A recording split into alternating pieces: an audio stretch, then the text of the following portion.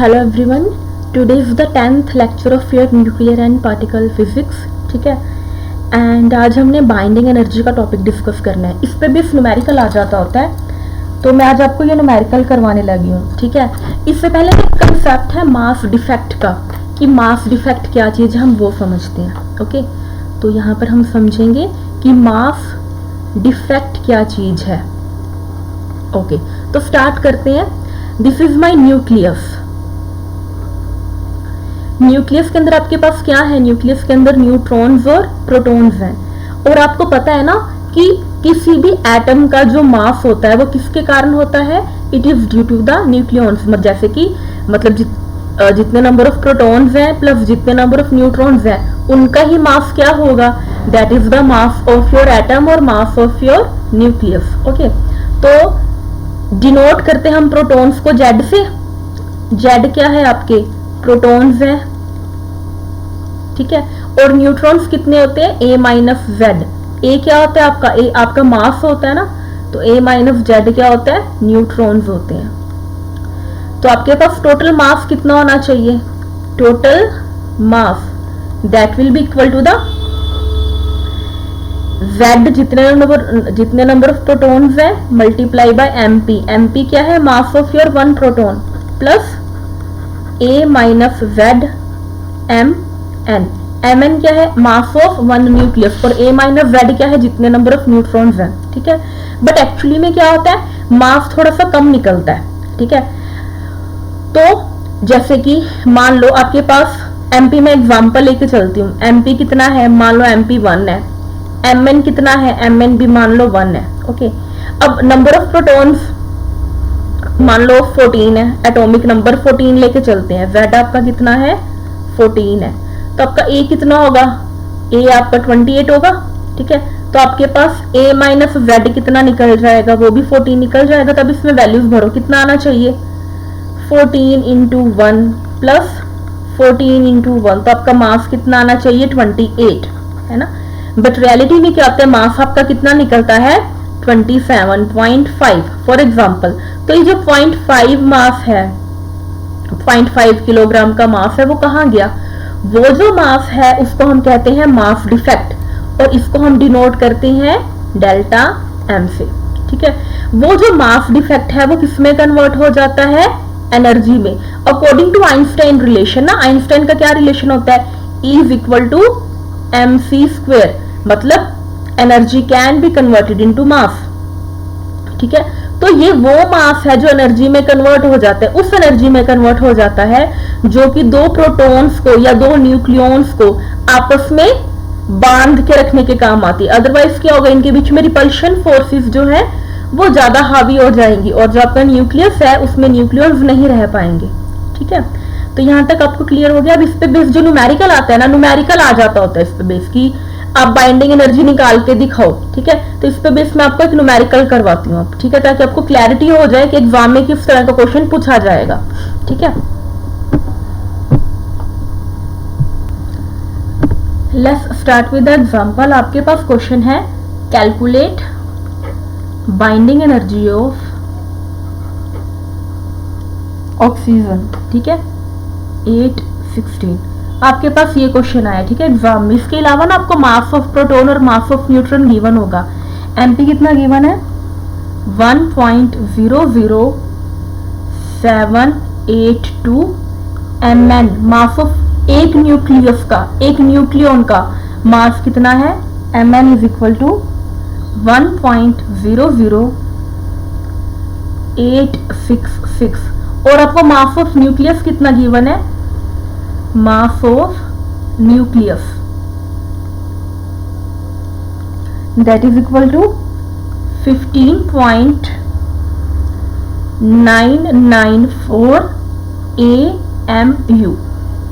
ठीक है, आपने बाइंडिंग एनर्जी निकालनी है। ओके, तो सबसे पहले बाइंडिंग एनर्जी निकालने से पहले आपको मास डिफेक्ट निकालना पड़ेगा, डेल्टा एम। तो डेल्टा एम कितना होगा? Delta M will be equal to, अब देखो नंबर ऑफ प्रोटॉन्स मेरे कितने? 8, तो आप यहां पर क्या लिखोगे? 8 into mass of one proton कितना है? 1.00782 प्लस हम क्या करेंगे? Number of neutrons number of neutrons कितने हैं 8 इंटू 1.008666, ठीक है। अब इनको कैलकुलेट करते हैं, तो कैलकुलेट करके आपके पास क्या आंसर आएगा इसका, तो कैलकुलेशन करके आपके पास क्या आंसर आएगा इसका आंसर आएगा 16.13184, ठीक है। बट मास ऑफ न्यूक्लियस आपको गिवन कितना है, इतना गिवन है ना 15.994। तो डेल्टा एम के लिए क्या करेंगे, इसमें से ये वाला मास माइनस कर देंगे, तो डेल्टा एम आपका किसके इक्वल हो जाएगा 16.13184 माइनस 15.994, ये किसके इक्वल आ जाएगा माइनस करेंगे 15.994, तो ये आपकी इक्वल आया है 0.13784 AMU की इक्वल आया ना। This is your delta M. अब आपको बाइंडिंग एनर्जी निकालनी है, ठीक है। अब देखो बाइंडिंग एनर्जी निकालने के लिए हम क्या करते हैं, जो भी आपका डेल्टा एम आता है ना, उस डेल्टा एम को हम मल्टीप्लाई कर देते हैं किससे 931 मेगा इलेक्ट्रॉन वोल्ट से, तो आपके पास टोटल एनर्जी आ जाएगी। तो आपने क्या करना है, डेल्टा एम आपको कितना गिवन है 0.13784, इसको हम किससे मल्टीप्लाई कर देंगे 931 से, ठीक है। तो जब आप इसको 931 से मल्टीप्लाई करोगे तो आपके पास क्या आंसर आ जाएगा, आंसर विल बी 128.32 MeV।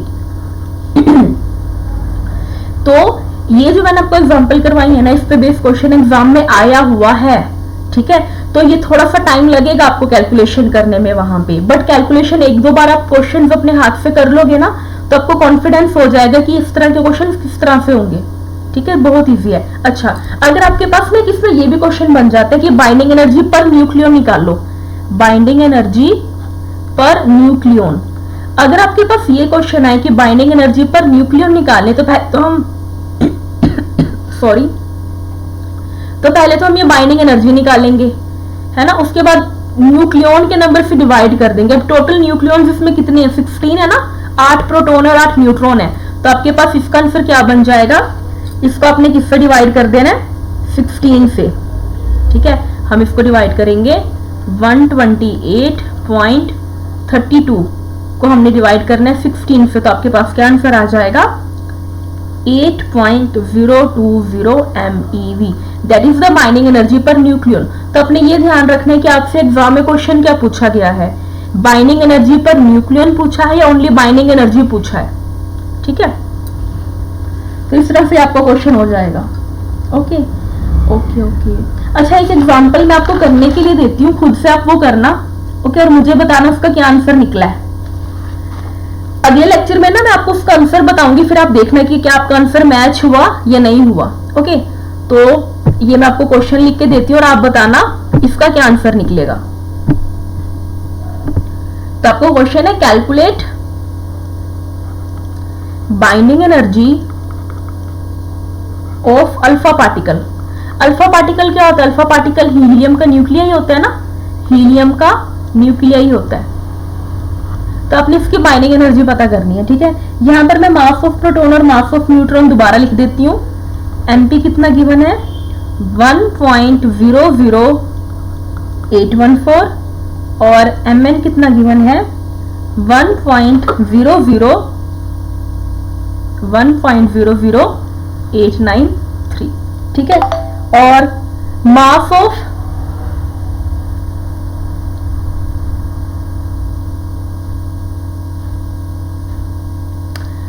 इसकी बजाय ना आप लिथियम का निकालो एक बार। मैं यहाँ पे ना अल्फा पार्टिकल को आप रहने दो,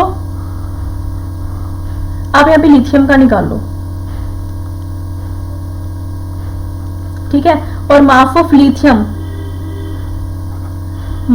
लिथियम कितना है 7.01822 AMU। तो ये मैं आपसे डिस्कस करूंगी नेक्स्ट लेक्चर में इसका आंसर, ठीक है। तो आज के लिए इतना ही, ये टाइप आपने कवर करनी है क्योंकि इस पे बेस न्यूमेरिकल्स आते होते हैं, ठीक है। तो आज के लिए इतना ही, thank you, bye. Please comment करना if you come across any doubt and please like, share and subscribe. Thank you.